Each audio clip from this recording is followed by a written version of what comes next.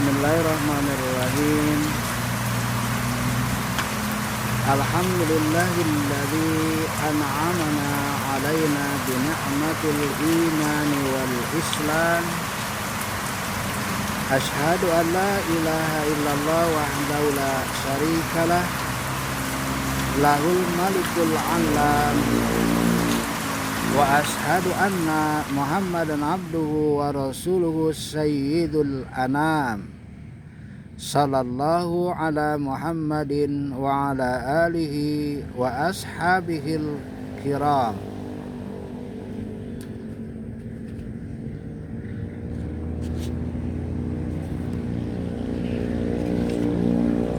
Sahabat-sahabatku yang dirahmati Allah, puja dan puji syukur marilah senantiasa kita panjatkan kehadirat Allah Subhanahu wa Ta'ala atas segala limpahan karunia-Nya kepada kita. Salawat dan salam yang sebesar-besarnya semoga tetap tercurah limpahkan kepada junjungan kita Nabi besar Muhammad sallallahu alaihi wasallam, juga kepada para keluarganya, para sahabatnya, dan para pengikutnya hingga akhir zaman. Dan semoga kita semuanya memperoleh syafaatnya kelak di hari kiamat.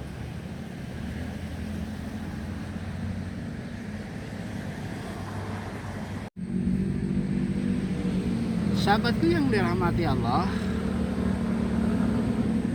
salat adalah ibadah yang terdiri dari perkataan dan perbuatan tertentu yang dimulai dengan takbir bagi Allah Subhanahu wa Ta'ala dan disudahi dengan memberi salam. Salat dalam ajaran agama Islam menempati kedudukan yang tak dapat ditandingi oleh ibadah manapun jua. Salat merupakan tiang agama di mana agama tak dapat tegak kecuali dengan salat. Bersabda Rasulullah sallallahu alaihi wasallam, Ra'sul amril Islam wa amaduhus salah wa dirwata sanamihil jihadu fisabilillah. Pokok urusan adalah Islam, sedang tiangnya adalah salat, dan puncaknya adalah berjuang di jalan Allah atau jihad fisabilillah. Salat adalah ibadah yang mula pertama diwajibkan oleh Allah Ta'ala, di mana titah itu disampaikan langsung olehnya tanpa perantara dengan berdialog dengan Rasulnya pada malam Mi'raj. Dari Anas radhiyallahu anhu, furidatis salatu ala nabi sallallahu alaihi wasallam lailata usriya bi khamsina summa nuqidat hatta ju'ilat khamsan summa nudiya ya Muhammad innahu la yubaddalul qawlu ladayya wa inna laka bihadihil khamsina. Artinya, salat itu difardukan atas Nabi Shallallahu Alaihi Wasallam pada malam ia diisrokan sebanyak 50 kali. Kemudian dikurangi hingga 5, lalu ia dipanggil, "Hai Muhammad, putusanku tak dapat diubah lagi, dan dengan salat 5 waktu itu kau tetap mendapat ganjaran 50 kali." Salat juga merupakan amalan hamba yang mula-mula dihisab di hari kiamat. Disampaikan oleh Abdullah bin Qurt radhiyallahu anhu, "Awwalu ma yuhasabu alaihi al-'abdu yaumal qiyamati shalah, fa in salahat salaha sa'iru amalihi, wa in fasadat fasada sa'iru amalihi." Amalan yang mula-mula dihisab atau dihitung dari seorang hamba pada hari kiamat ialah salat. Jika salatnya baik, baiklah seluruh amalannya.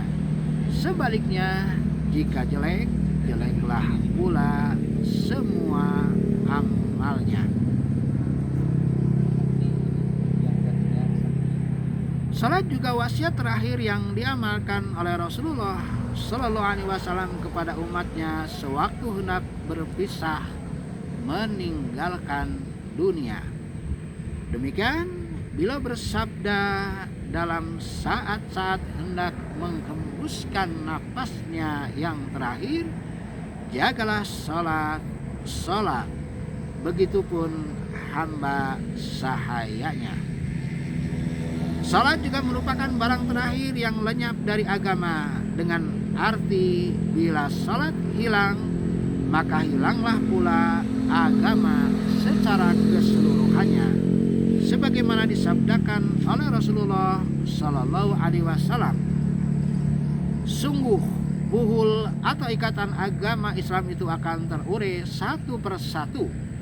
Maka setiap terurai satu buhul, orang-orang pun bergantung pada buhul berikutnya. Maka buhul yang pertama ialah menegakkan hukum, dan buhul yang terakhir adalah sholat." Sahabat-sahabatku yang dirahmati Allah, orang-orang yang menyelidiki ayat-ayat Al-Quranul Karim tentulah akan menjumpai bahwa Allah Subhanahu wa ta'ala menyebut soal salat itu sewaktu-waktu bersama-sama dengan dzikir atau mengingat Allah Subhanahu wa ta'ala, seperti firman-Nya, "Innas salata tanha 'anil fahsya'i wal munkar wala dzikrullahi akbar." Sesungguhnya salat itu mencegah perbuatan keji dan perbuatan mungkar, dan sungguh berzikir mengingat Allah itu adalah lebih utama. Al-Quran Surat Al-Ankabut ayat 45. Qad aflaha man tajakka wa dzakara asma rabbih fasalla. Sungguh telah berbahagialah orang yang berusaha mensucikan diri dan berzikir mengingat nama Tuhannya, lalu ia salat. Quran Surat Al-A'la ayat 14 sampai 15. Aqimis shalah lidzikri, dan dirikanlah salat itu untuk mengingatku.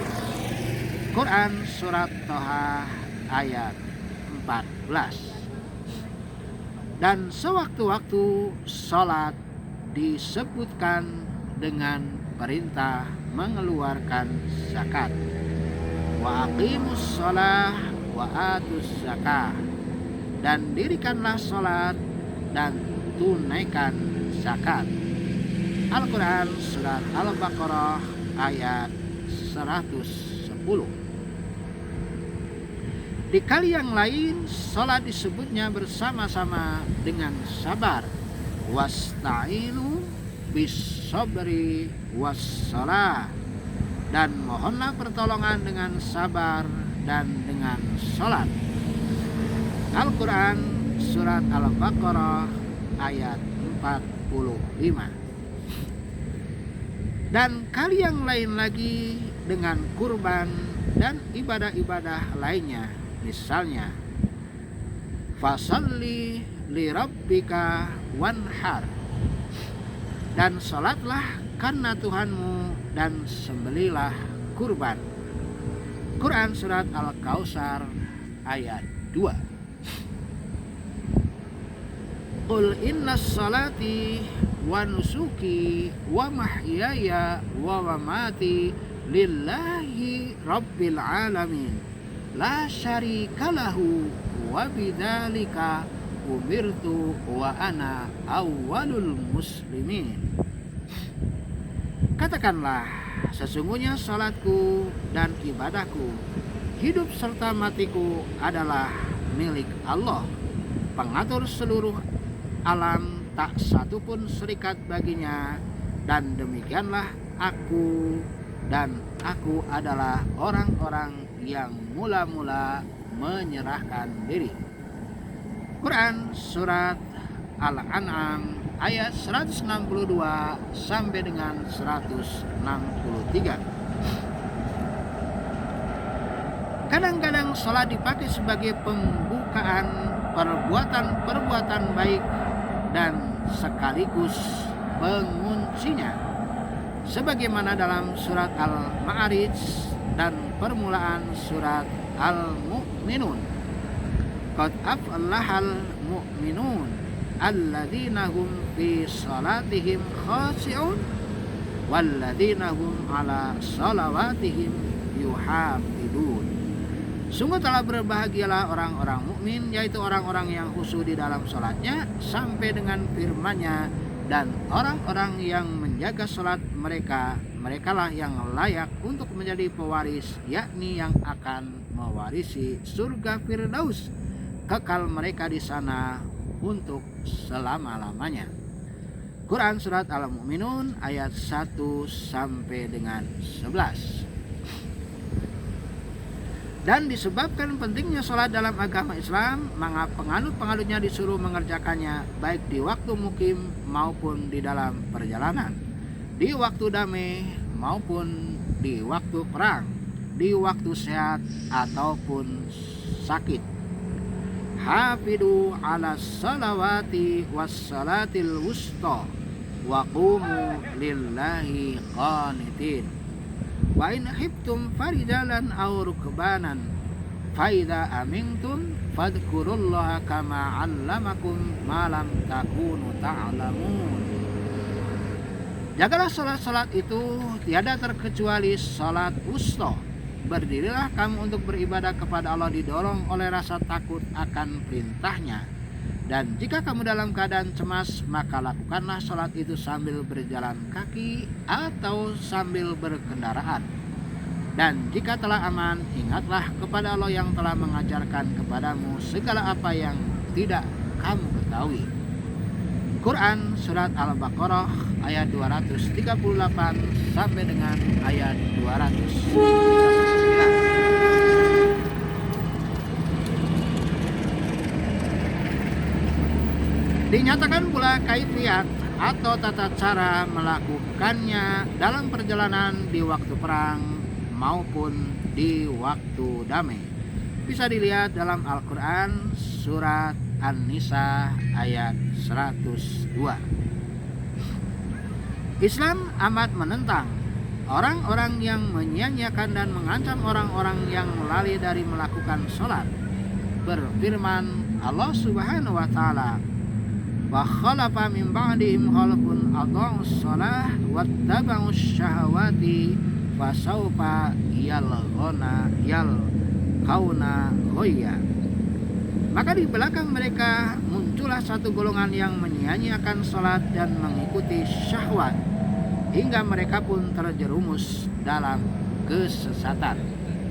Al-Quran Surat Maryam ayat 59. Fawailul lil musallin alladzina hum an salatihim sahun.